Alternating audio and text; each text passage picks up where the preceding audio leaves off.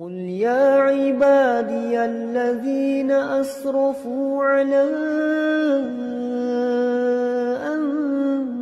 أنفسهم لا تقنطوا من رحمة الله. بسم الله الرحمن الرحيم. السلام عليكم ورحمة الله وبركاته.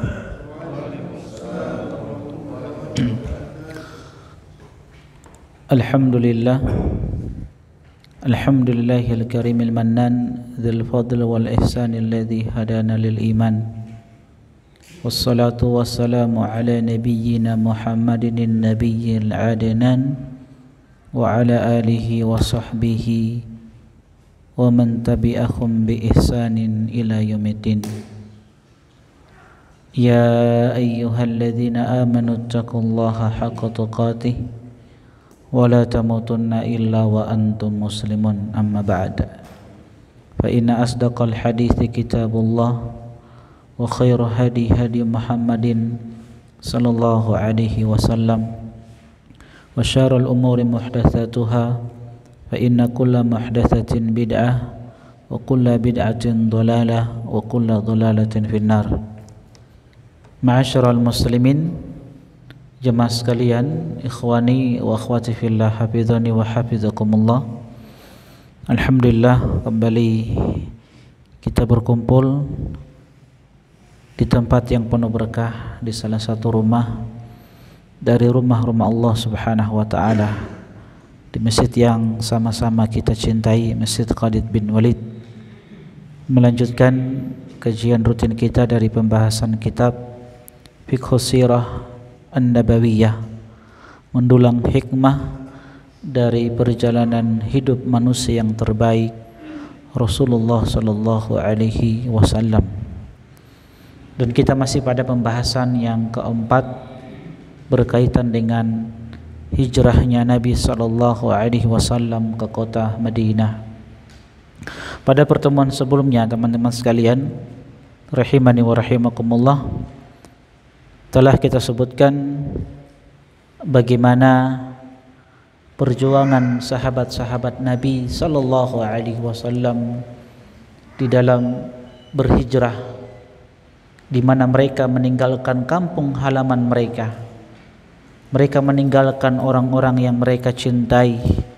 Mereka meninggalkan harta rumah mereka demi satu tujuan, menjaga keimanan mereka, menjaga hidayah, bagaimana mereka bisa beribadah kepada Allah Subhanahu wa taala dengan penuh ketenangan. Ketika sahabat-sahabat pergi berhijrah berdasarkan perintah dari Rasulullah sallallahu alaihi wasallam, maka orang-orang Quraisy pun merasa terancam melihat keadaan kota Mekah yang mulai sepi. Yang kita tahu bersama, jumlah penduduk Mekah ketika itu tidak terlalu banyak. Jadi orang-orang Quraisy merasa terancam keyakinan mereka. Jangan sampai sahabat-sahabat Nabi sallallahu alaihi wasallam membangun sebuah kekuatan yang besar bersama Nabi sallallahu alaihi wasallam di kota Madinah, sehingga keyakinan mereka habis, hancur, musnah. Kedua, terancam perut-perut mereka. Kenapa terancam perut-perut mereka? Karena kita tahu bersama, Madinah ini merupakan jalur perdagangan mereka menuju Syam. Kalau sekiranya Madinah ini dikuasai oleh Nabi dan para sahabat, maka tentunya mereka tidak bisa lagi melewati kota Madinah. Mereka tidak bisa lagi pergi ke Syam untuk melakukan perdagangan. Sehingga ini membuat mereka terancam. Apalagi Ahlul Madinah, orang-orang Madinah, kita tahu bersama di tempat ya, Ahlul Madinah, orang-orang Madinah adalah orang-orang yang ahlul harb, orang-orang yang sangat hebat di dalam perang. Karena kita tahu bersama Ahlul Madinah ditempati oleh dua suku terbesar yang mereka ini bersatu di atas bendera Islam, yang mereka tadinya puluhan tahun 120 tahun lamanya mereka berperang. Jadi mereka ini orang-orang yang hebat perang karena memang sudah terbiasa perang. Apalagi ditambah dengan sebagian orang-orang Yahudi masuk Islam. Maka ini sebuah kekuatan yang besar yang menjadi ancaman bagi orang-orang Quraisy ketika itu. Sehingga apa yang mereka lakukan orang-orang Quraisy? Maka mereka bermusyawarah. Mereka membuat rapat penting di satu tempat yang namanya Darun Nadwah, majelis permusyawaratan Quraisy. Kalau kita MPR, mereka MPQ. Nah, disinilah tempat mereka bermusyawarah membahas masalah yang penting ini. Jadi Darun Nadwah ini satu tempat di mana orang-orang Quraisy berkumpul untuk menyelesaikan masalah-masalah penting. Dan ini masalah besar, di mana sebagian besar sahabat-sahabat Nabi sudah berhijrah ke kota Madinah. Di antara mereka adalah Umar ibn Khattab yang pergi berhijrah bersama seorang sahabat yang bernama Ayyash. Dan orang yang pertama berhijrah ke kota Madinah siapa? Sahabat siapa? Sahabat yang pertama kali berhijrah tiba di kota Madinah. Siapa?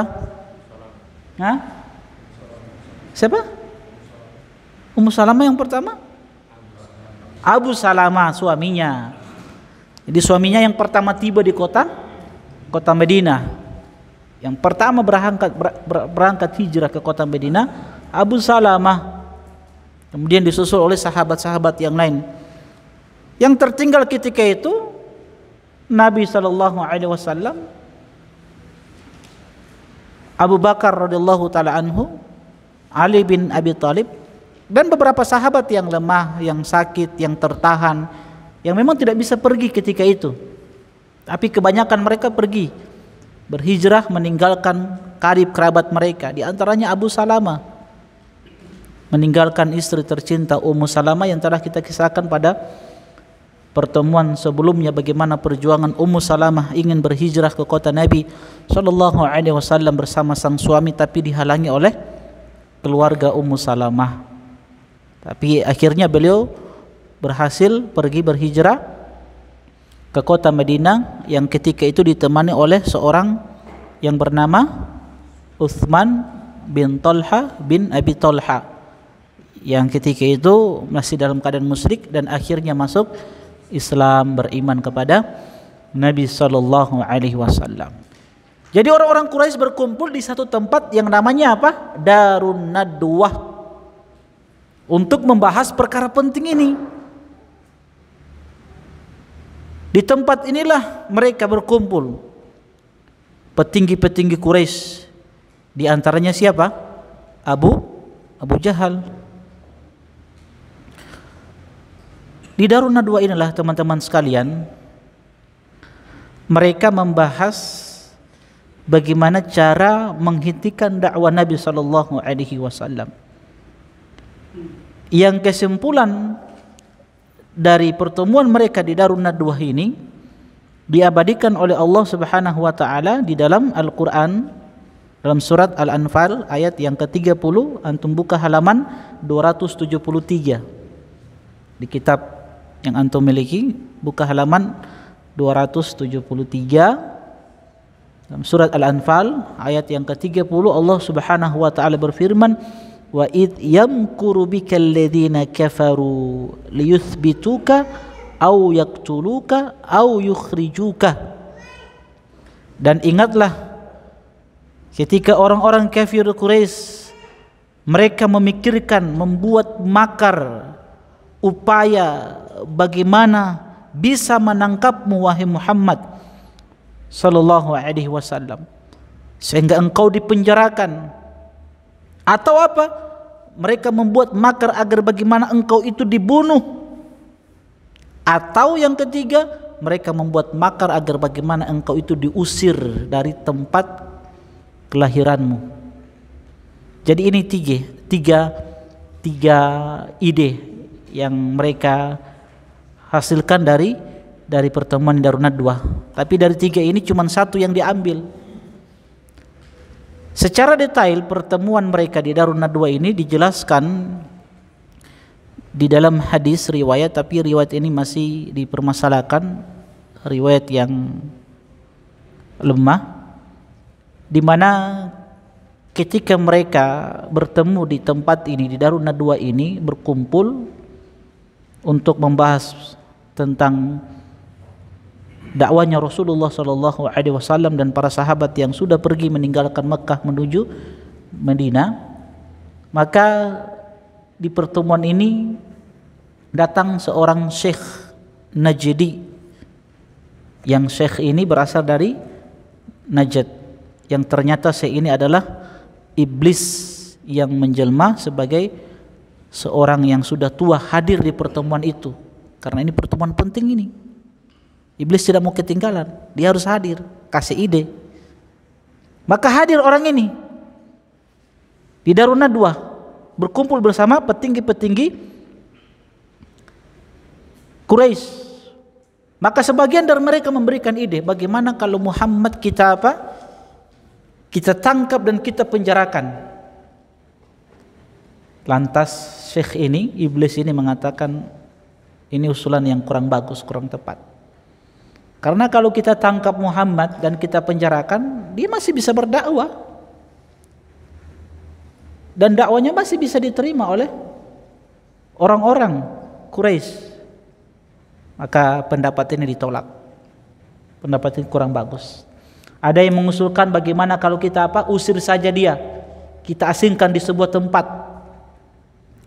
Kata iblis ini yang menjelma sebagai seorang Syekh An-Najdi yang berasal dari Najd. Najd ini sekarang wilayah ibu kota Riyadh dan sekitarnya. Itu Najd. Dia bilang, oh ini ide kurang pas, kurang bagus ini. Kalau kita usir dia, kita asingkan ke sebuah tempat, tetap dakwah dia masih bisa berkembang. Orang pasti akan mendengarkan ucapan-ucapan dari Muhammad. Akhirnya Abu Jahal kasih ide, bagaimana kalau orang bunuh saja dia? Kita bunuh saja Muhammad.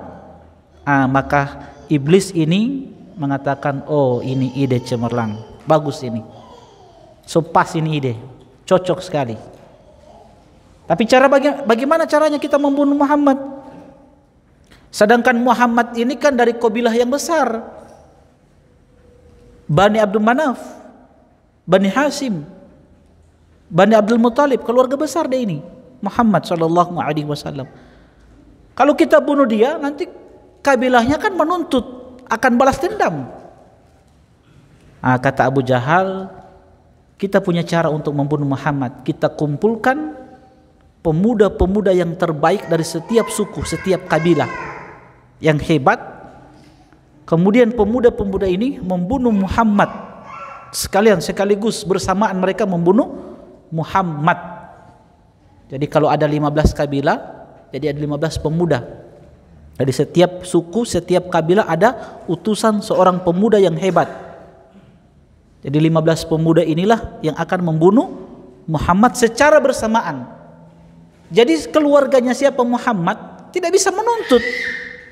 Bagaimana menuntut darah? Harus berhadapan dengan semua suku. Tapi kalau satu suku yang membunuh, seorang pemuda dari satu suku yang membunuh Muhammad, orang pasti akan menuntut balas. Darah dibalas dengan darah. Dan kita tahu bagaimana ta'asubnya orang-orang jahiliyah dahulu. Ya, fanatik kesukuan itu luar biasa. Biar beda keyakinan, biar beda agamanya, tapi kalau satu suku, fanatiknya luar biasa. Jadi harus datangkan setiap pemuda dari suku-suku untuk membunuh Muhammad secara bersamaan. Itu ide yang lahir dari pertemuan di Darun Nadwah. Jadi kesimpulannya Muhammad harus dibunuh. Ternyata teman-teman sekalian rahimani wa rahimakumullah, mereka lupa bahwa Allah Subhanahu wa taala menyebutkan wa yamkuruna wa yamkurullah. Mereka membuat makar untuk membunuh Rasulullah sallallahu alaihi wasallam, tapi mereka lupa Allah Subhanahu wa taala sebaik-baik zat yang membalas makarnya orang-orang yang membuat makar. Wallahu khairul makirin. Maka Allah Subhanahu wa taala mengutus Jibrilnya alaihi salam kepada nabinya Muhammad sallallahu alaihi wasallam mengabarkan tentang hasil pertemuan di Darun Nadwa, bahwasanya engkau wahai Muhammad akan dibunuh oleh mereka. Jibril datang diutus oleh Allah kepada nabinya Muhammad sallallahu alaihi wasallam, sehingga Jibril datang kepada Nabi sallallahu alaihi wasallam wa qala lahu, dan mengatakan kepada Muhammad sallallahu alaihi wasallam, la tabit hadhihi lailah fi firashika. Kalau begitu wahai Muhammad, malam ini jangan tidur di ranjangmu. Kenapa? Karena orang-orang Quraisy sudah membuat satu kesepakatan untuk membunuh dirimu. Maka apa yang dilakukan oleh Nabi sallallahu alaihi wasallam? Maka Nabi membuat siasat, membuat langkah-langkah agar bagaimana beliau itu selamat di dalam hijrah beliau bersama Abu Bakar radhiyallahu taala anhu. Kita tahu bersama teman-teman sekalian rahimani wa rahimakumullah, Nabi sallallahu alaihi wasallam sering datang ke rumah Abu Bakar di pagi hari atau di sore hari. Suatu hari Nabi sallallahu alaihi wasallam datang kepada Abu Bakar mengabarkan tentang hijrahnya beliau dengan Abu Bakar. Karena ketika Jibril datang mengabarkan tentang apa yang dimusyawarahkan oleh Abu Jahal dan teman-temannya, sekaligus Jibril datang memberikan apa? Kabar bahwasanya Allah telah memberikan izin kepada nabinya Muhammad untuk pergi berhijrah. Karena kita tahu Abu Bakar itu begitu semangat untuk pergi berhijrah. Tapi Rasulullah SAW mengatakan, la'alla subah, tunggu wahai Abu Bakar, jangan dulu, nanti kita akan pergi berhijrah. Jadi Nabi SAW menunggu perintah dari Allah Subhanahu wa taala. Jadi Jibril datang sekaligus memberikan kabar perintah dari Allah untuk pergi berhijrah ke kota Madinah. Maka di siang hari apa yang dilakukan oleh Nabi SAW? Nabi pergi ke rumahnya Abu Bakar di siang bolong, mutalathiman. Nabi menutup wajahnya. Itu mutalathim.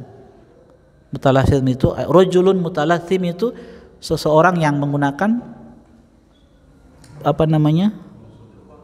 Ya, selendang yang kemudian ditutupkan ke seluruh kepalanya. Yang terlihat hanya kedua matanya. Itu namanya mutalathim. Jadi di siang bolong Nabi ke rumahnya Abu Bakar, dia tutup wajahnya supaya apa? Tidak ketahuan. Dan Nabi SAW tidak biasanya datang di siang bolong. Nabi itu datang di waktu pagi atau di sore hari. Di siang bolong kan waktu istirahat. Tapi nanti ini Nabi SAW datang di siang bolong dalam keadaan menutup wajahnya supaya tidak dikenali oleh orang-orang Quraisy. Nabi datang ke rumah Abu Bakar untuk menyampaikan apa? Bahwa beliau telah diizinkan pergi berhijrah ke kota Madinah. Tibalah Nabi SAW di rumah Abu Bakar. Nabi diizinkan masuk ke dalamnya. Ketika Nabi SAW masuk ke dalam rumah Abu Bakar, tiba-tiba ada orang di dalam rumahnya Abu Bakar, keluarganya. Apa kata Nabi? Akhrid man indak ya Abu Bakar. Wahai Abu Bakar, coba keluarkan dulu orang-orang yang ada di dalam rumahnya, karena ini pembicaraan yang penting, ini rahasia, ini tidak boleh tak bongkar, ini rahasia, karena ini mau pergi berhijrah. Akhirnya Abu Bakar mengatakan kepada Rasulullah SAW, ya Rasulullah, mereka ini adalah orang-orangnya kita, mereka ini beriman kepadamu ya Rasulullah. Sudah kalau begitu biarkan mereka. Nabi mengabarkan bahwasanya kita akan pergi berhijrah ke kota Madinah di malam hari. Maka apa yang dilakukan oleh Abu Bakar? Subah ya Rasulullah, kalau begitu aku akan menemani dirimu ya Rasulullah. Iya, kata Nabi, engkau akan menemani diriku perjalanan ke kota Madinah. Abu Bakar sangat-sangat bahagia. Makanya kata Ibunda Aisyah radhiyallahu taala anha, tidaklah aku melihat sebuah kebahagiaan dari wajah bapakku Jadi Abu Bakar itu menangis. Tapi menangis apa? Nah, menangis karena bahagia. Kan ada orang menangis karena bahagia kan? Ada juga orang menangis karena sedih, kecewa. Tapi ini tangisan kebahagiaan yang muncul dari Abu Bakar. Dia menangis mendengarkan bahwa beliau akan berhijrah bersama Nabi sallallahu alaihi wasallam. Aku tidak pernah melihat sebuah kebahagiaan dari wajah bapakku melebihi mendengarkan kabar bahwa beliau akan berhijrah bersama Rasulullah sallallahu alaihi wasallam, akan menemani Nabi sallallahu alaihi wasallam. Akhirnya Abu Bakar mengatakan, "Ya Rasulullah, ini ada 2 unta yang aku sudah siapkan." Ternyata Abu Bakar sudah menyiapkan 2 unta untuk pergi berhijrah bersama Nabi sallallahu alaihi wasallam. "Satu aku berikan kepadamu ya Rasulullah." Tapi kata Nabi, "Iya, aku terima 1 unta ini, walakin bithaman, tapi aku akan bayar unta tersebut." Lihat bagaimana ya Nabi sallallahu alaihi wasallam. Dikasih unta untuk pergi berhijrah, unta yang terbaik yang sudah disiapkan oleh Abu Bakar. Tapi Nabi apa? Nabi tidak mau terima gratis. Nabi mau bayar. Iya, saya terima tapi saya mau bayar. Illa walakin bithaman. Tapi aku bayar ini unta. Kenapa? Karena ini hijrah ini ibadah yang luar biasa. Ibadah yang luar biasa hijrah ini. Jadi Nabi ingin berkorban dengan harta beliau. Ini juga mengajarkan kepada kita, kalau ingin mendapatkan keutamaan dari sebuah ibadah, jadi korbankan harta kita. So, azan itu? Baik, kita azan ya. Sallallahu nabiyana Muhammad wa ala alihi wasallam. Ma'asyiral muslimin, jamaah sekalian, ikhwani wa akhwati fillah, hafizani wa hafizakumullah. Ketika Abu Bakar mendapatkan kabar gembira bahwasanya beliau radhiyallahu ta'ala anhu akan berhijrah bersama Nabi sallallahu alaihi wasallam, maka Rasulullah sallallahu alaihi wasallam membuat kesepakatan untuk berhijrah bersama Abu Bakar di malam hari. Rasulullah sallallahu alaihi wasallam membuat siasat atau langkah-langkah bagaimana hijrah mereka bisa berhasil. Nah, apa langkah-langkah yang diambil oleh Nabi sallallahu alaihi wasallam agar mereka bisa selamat berhijrah? Pertama, Nabi sallallahu alaihi wasallam mengambil arah barat daya untuk menuju kota Madinah. Ketika mereka keluar dari Mekah, Nabi sallallahu alaihi wasallam mengambil arah barat daya. Kita tahu Madinah itu berada di utaranya Mekah. Kalau misalkan ini Madinah, ini Mekah, jadi kalau mengarah ke Madinah berarti itu utara. Makanya kiblatnya penduduk Madinah kemana? Kemana? Ke selatan. Jadi kiblatnya penduduk Madinah itu Masjid Nabawi selatan. Berarti Madinah utaranya Mekah. Harusnya langsung ke arah utara kan? Nabi tidak ambil arah barat daya. Ya. Iya, tidak langsung ke Madinah, ambil arah utara. Kalau seperti itu, langsung bisa dikejar oleh orang-orang Quraisy. Itu langkah pertama. Langkah kedua, Nabi SAW beliau memilih Gua Thur untuk bersembunyi di dalamnya selama 3 hari. Jadi bersembunyi di Gua Thur selama 3 hari. Tujuannya apa? Agar orang-orang Quraisy yang tadinya semangat mencari Nabi SAW dan mereka tidak menemukan Nabi, akhirnya turun semangat mereka. Paham? Mungkin hari pertama Nabi keluar, orang-orang Quraisy semangat, pokoknya cari Nabi. Hari kedua mulai turun. Hari ketiga lebih turun sampai semangat. Jadi ketika intensitas orang-orang Quraisy di dalam mencari Nabi sudah mulai melemah, menurun, maka Nabi akan keluar dari Gua Thur ini menuju kota Madinah. Itu langkah yang keberapa? Kedua. Langkah yang ketiga, Abu Bakar radhiyallahu taala anhu memerintahkan anaknya Abdullah bin Abi Bakar untuk mencari informasi tentang orang-orang Quraisy di siang hari. Jadi Abdullah ini bermalamnya tidurnya bersama Abu Bakar dan Nabi SAW di Gua Thur. Menjelang subuh, Abdullah bin Abi Bakar ini turun cari informasi, ya, bagaimana keadaan orang-orang Quraisy, apa yang mereka lakukan. Nah, informasi inilah yang akan dikabarkan kepada Nabi SAW dan bapaknya Abu Bakar. Itu tugasnya siapa? Abdullah. Kemudian Asma binti Abi Bakar, putrinya Rasulullah SAW. Ini saudaranya ini. Abdullah sama Asma ini saudara sebapak seibu. Jadi satu ibu. Yang kita tahu Abu Bakar kan punya beberapa istri. Dari istri-istri lain kan ada anak-anak. Di antaranya Aisyah radhiyallahu taala anha. Jadi Asma dengan Aisyah saudara tiri. Kan begitu. Ada lagi Muhammad bin Abi Bakar. Ya, ada beberapa anaknya Abu Bakar dari beberapa istri. Nah, Abdullah bin Abu Bakar dan Asma binti Abi Bakar ini saudara sebapak seibu.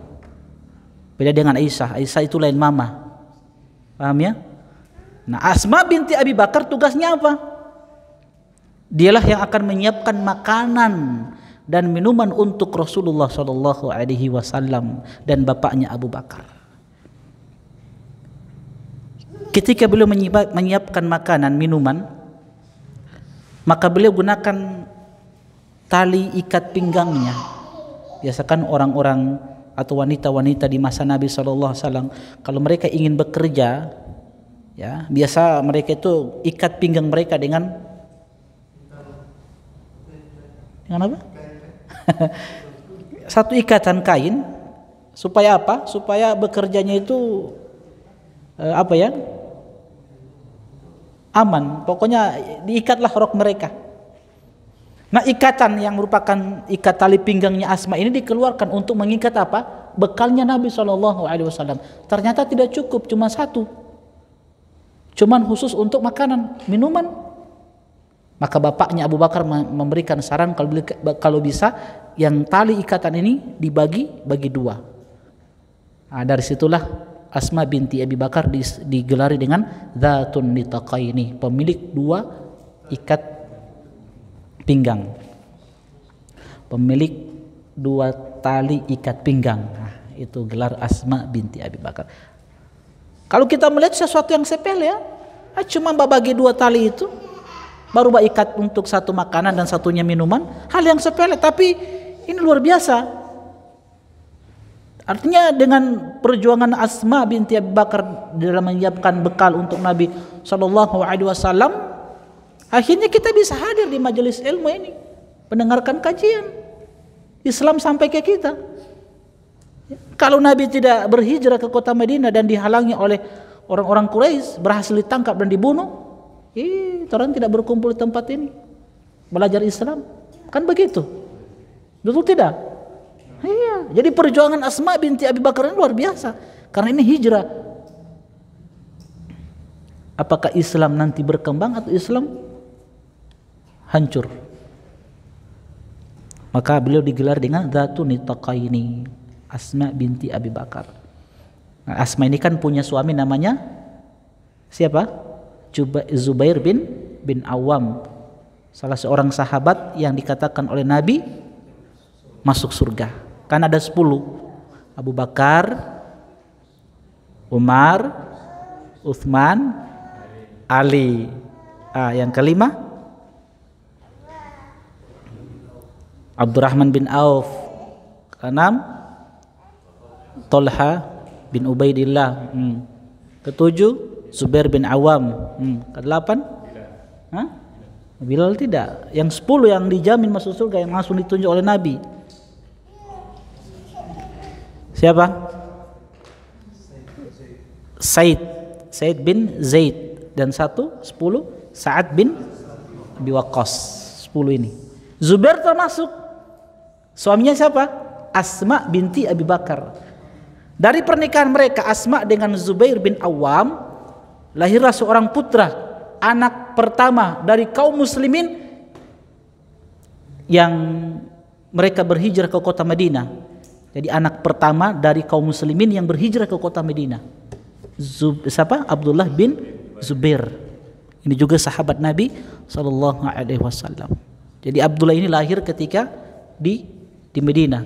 Ketika Asma binti Abi Bakar tiba di kota Madinah, lahirlah Abdullah bin Zubair. Jadi anak pertama dari kaum muslimin yang berhijrah ke kota Madinah. Jadi anak pertama yang lahir dari kaum muslimin yang berhijrah ke kota Madinah, Abdullah bin Zubair. Abdullah bin Zubair punya saudara, ada Urwah bin Zubair. Nah, Urwah ini yang banyak meriwayatkan dari Aisyah radhiyallahu taala anha. Kenapa? Karena Aisyah tantenya kan? Karena Aisyah sama Asma kan saudara sebapak, beda ibu kan? Nah, makanya Urwah ini ponaannya siapa? Aisyah. Nah, Urwah banyak meriwayatkan hadis dari Aisyah radhiyallahu taala anha. Jadi punya anak-anak yang masya Allah sahabat-sahabat, bapaknya sahabat, kakeknya Abu Kuhafa, sahabat Nabi sallallahu alaihi wasallam, beriman kepada Nabi sallallahu alaihi wasallam. Suaminya juga masya Allah seorang yang aghyarun nas. Jadi Zubair bin Awam ini aghyarun nas, orang yang paling cemburu, suami yang paling cemburu. Zubair ibn Awam radhiyallahu taala anhu. Paling cemburu ini Zubair ini masya Allah. Paling cemburu. Tapi cemburunya bahasa dalam batas. Karena cemburu itu kan ada yang terpuji, ada yang tercela. Jadi ketika seorang wanita cemburu, istri cemburu, wajar itu, fitrah dia itu. Dan kecemburuan itu harus pada hal-hal yang memang disyariatkan. Cemburu melihat sang istri melakukan maksiat, harus ada cemburu. Kalau antum tidak cemburu itu namanya apa? Dayyus. La yadkhulu jannata dayyus. Tidak akan masuk surga suami yang membiarkan kemaksiatan di dalam rumah tangganya. Itu namanya dayyus. Jadi harus cemburu. Cemburu ketika melihat istrinya tidak menggunakan jilbab, istrinya tidak sholat 5 waktu, harus cemburu antum sebagai seorang suami. Anak tidak menggunakan jilbab, harus cemburu. Kalau tidak namanya apa? Dayyus. Seorang suami yang membiarkan kemungkaran yang terjadi dalam rumah tangganya, itu namanya dayyus, tidak akan masuk surga kata Nabi. Dayyus. Asma binti Abi Bakar ini, sedikit tentang beliau ya. Wanita yang mulia, yang lahir dari keluarga yang masya Allah beriman kepada Nabi SAW. Bahkan keluarganya juga orang-orang yang beriman, dari suaminya, anak-anaknya, jadi sahabat-sahabat Nabi. Walaupun kita katakan Asma ini diceraikan oleh Zubair bin Awam, walaupun rumah tangga mereka berpisah dengan Zubair bin Awam, wajar ya, wajar. Ini pelajaran bagi kita bahwa memang kalaupun memang berpisah, ya pisah dengan cara yang baik. Memang ada satu permasalahan yang terjadi antara Zubair bin Awam dengan Asma binti Abi Bakar, yang akhirnya Asma ketika itu ada masalah dengan Zubair, dia berteriak minta tolong sama anaknya Abdullah. Abdullah datang kepada ibunya di rumahnya, lantas dikatakan oleh Zubair bin Awam, ummuka talik, ibumu saya ceraikan. Akhirnya mereka pisah. Ada masalah ya, wajar ya. Jadi ini juga pelajaran bahwasanya ya, kita yang ngaji ini ya, jangan berharap membayangkan keluarga kita itu apa selamanya bahagia, nikmat. Nah, ada juga permasalahan. Paham ya? Ada permasalahan. Jadi hilangkan mindset cara berpikir bahwa oh kalau saya nikah dengan seorang akhwat yang cadaran, yang hafidho, yang rajin menghadiri majelis ilmu, kalau saya nikah dengan dia, oh rumah tangga itu pasti enak terus itu. Itu hilangkan cara berpikir seperti itu. Karena dia manusia biasa. bisa salah, bisa benar. Dan kehidupan dunia ini tidak selamanya nikmat. Yang nikmat itu cuma di mana? Di surga. Jadi rumah tangga yang bahagia selamanya itu cuma di surga. Makanya Abu Bakar mengatakan kepada Asma binti Abi Bakar, putrinya, ya, ketika ada masalah dengan suaminya Zubair bin Awam, isbiri, bersabar. Bapaknya Abu Bakar cuma katakan apa? Pesan, isbiri, bersabar. Kalau sekiranya suamimu saleh dan dia meninggal dan engkau tidak menikah lagi, maka engkau akan dikumpulkan dengan suamimu di surga nanti. Jadi Abu Bakar cuma bilang, isbiri, bersabar saja. Bersabar. Walaupun mereka berpisah, tapi bisa baik-baik. Ya. Dan memang dalam Islam yang namanya talak itu kan tidak diharamkan. Perceraian tuh beda dengan agama-agama lain. Yang namanya nikah itu haram hukumnya untuk bercerai. Jadi tidak boleh bercerai. Kalau sudah nikah tidak boleh bercerai. Apapun yang terjadi dalam rumah tangga, biar rumah tangga itu seperti neraka, tidak boleh cerai. Makanya ada orang apa? Tidak mau menikah, lebih baik kumpul kebo, ada anak. Karena kalau sudah nikah, sudah mengubur cinta namanya itu. Karena sudah tidak boleh lagi mau cerai, apapun yang terjadi. Ini indah terampi agama ini. Kalaupun orang mau pisah, bisa dengan baik-baik, cara baik-baik. Jadi jangan bayangkan kalau kita nikah dengan akhwat yang cadaran itu tidak ada masalah. Begitu juga akhwat. Kita menikah dengan ikhwan yang Masya Allah, yang rajin majelis ilmu, baru tidak ada masalah dalam rumah tangga. Ada masalah. Sahabat-sahabat saja rumah tangga mereka ada masalah. Ya, ada masalah rumah tangga mereka. Cuman ada yang bisa diselesaikan dengan cara baik-baik, ada yang memang tidak bisa diselesaikan, akhirnya apa? Bisa dengan baik-baik juga. Kalau sudah pisah baik-baik, sudah jangan baku-baku ungkit lagi masalah-masalah yang dulu yang ada. Ya, jangan lagi ungkit-ungkit. Dia itu pernah jadi anak suami, dia begini pe orang. Jangan. Sudah bisa baik-baik.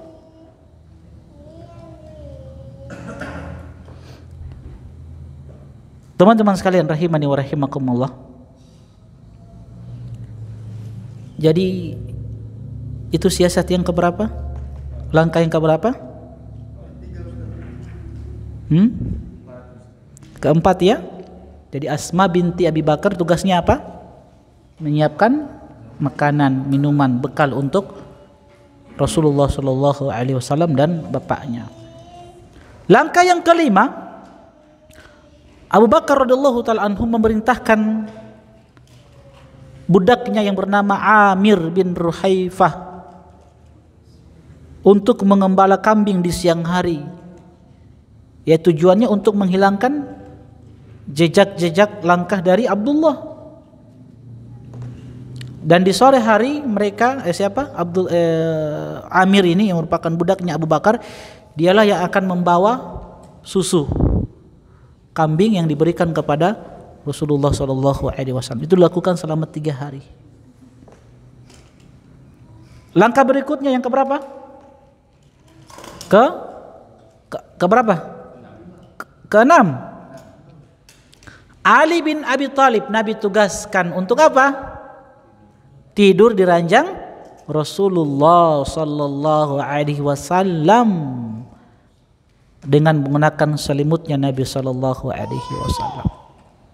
Jadi di malam hari Nabi Sallallahu Alaihi Wasallam itu bersama Ali bin Abi Thalib.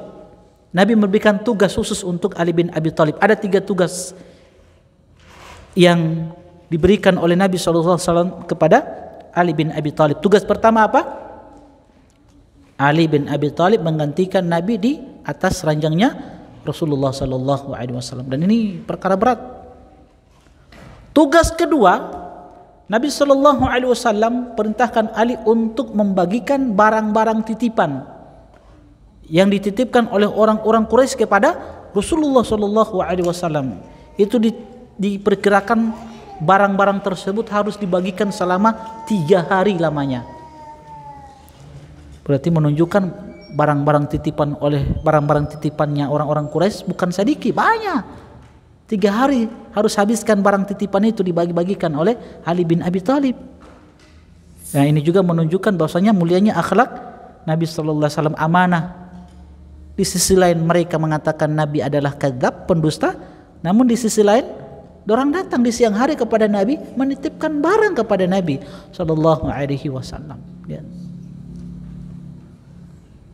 Tugas yang ketiga apa?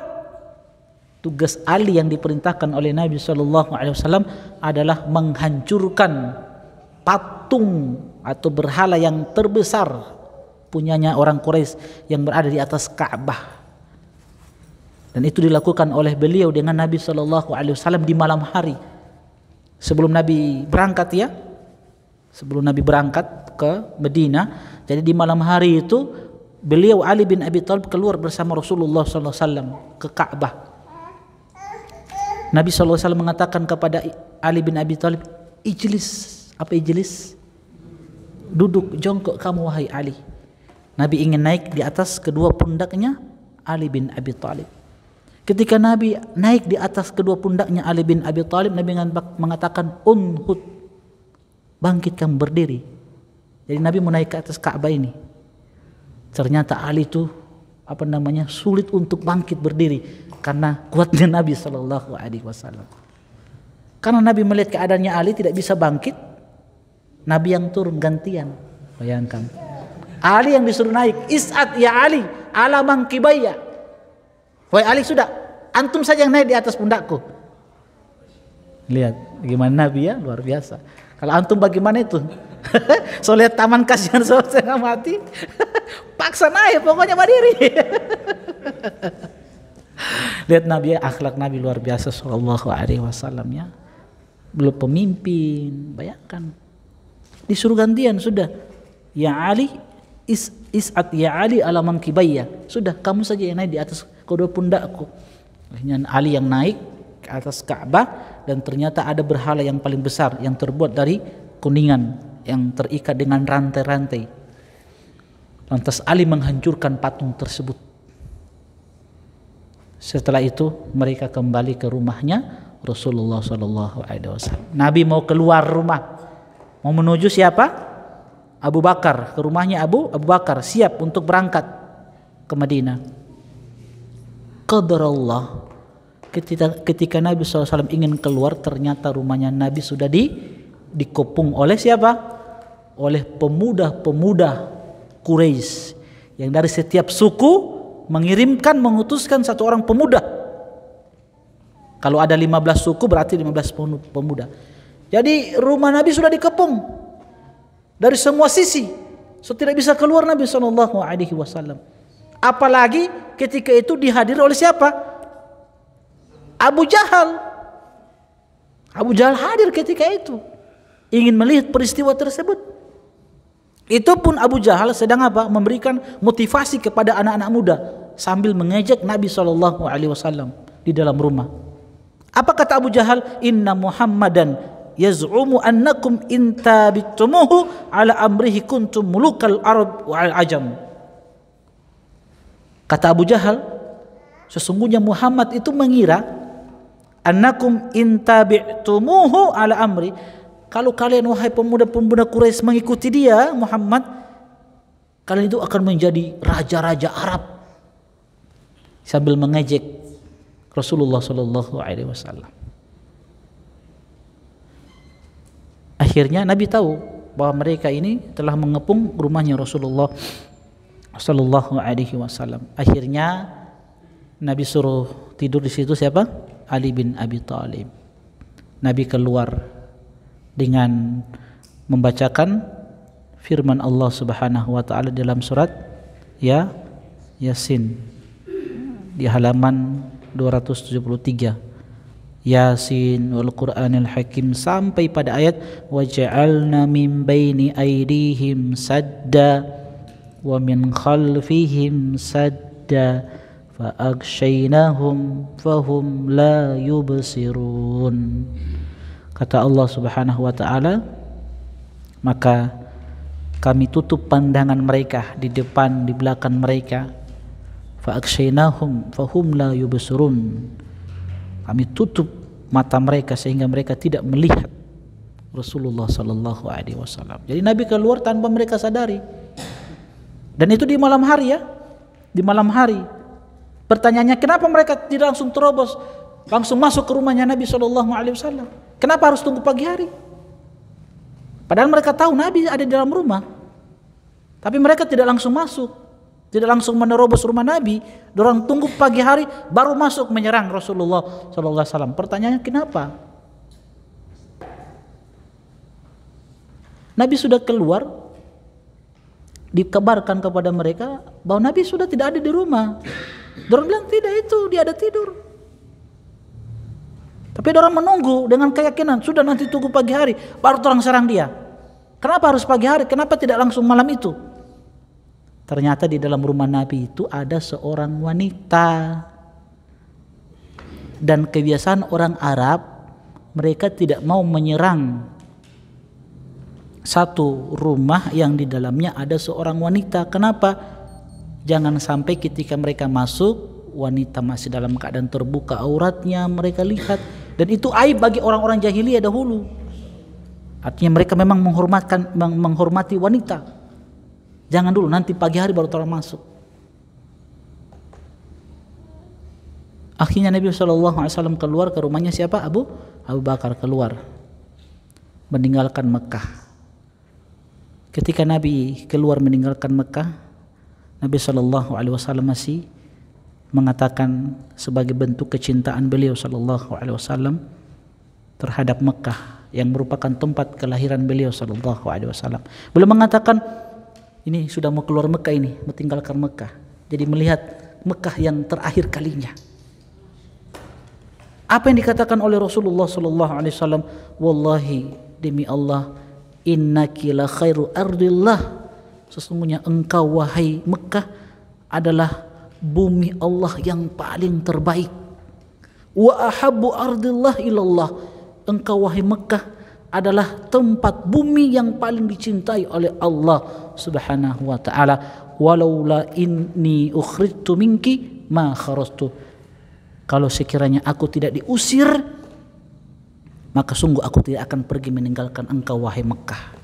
Mekah ini tempat yang sangat dicintai oleh Nabi sallallahu alaihi wasallam. Di dalam riwayat lain Nabi sallallahu alaihi wasallam mengatakan, al-Madinatu khairun lahum law kanu ya'lamun. Kota Madinah itu lebih baik untuk mereka kalau sekiranya mereka mengetahui. Jadi Madinah juga ada keutamaan tersendiri. Al-Madinah khairul lahum. Madinah baik untuk mereka kalau sekiranya mereka mengetahuinya. Mekah ada keutamaan khusus, Madinah pun ada keutamaan khusus. Nabi SAW begitu cinta dengan Mekah, tapi Allah berikan ganti juga. Yang baik adalah Al-Madinah Munawwarah. Akhirnya mereka keluar dan mereka bersembunyi selama 3 hari di gua Thur, yang insya Allah kita akan lanjutkan pada pertemuan selanjutnya. Wallahu ta'ala a'lam. Subhanakallahumma bihamdik, asyhadu an la ilaha illa anta, astaghfiruka wa atubu ilaik. Assalamualaikum warahmatullahi wabarakatuh. قل يا عبادي الذين أسرفوا على أنفسهم لا تقنطوا من رحمة الله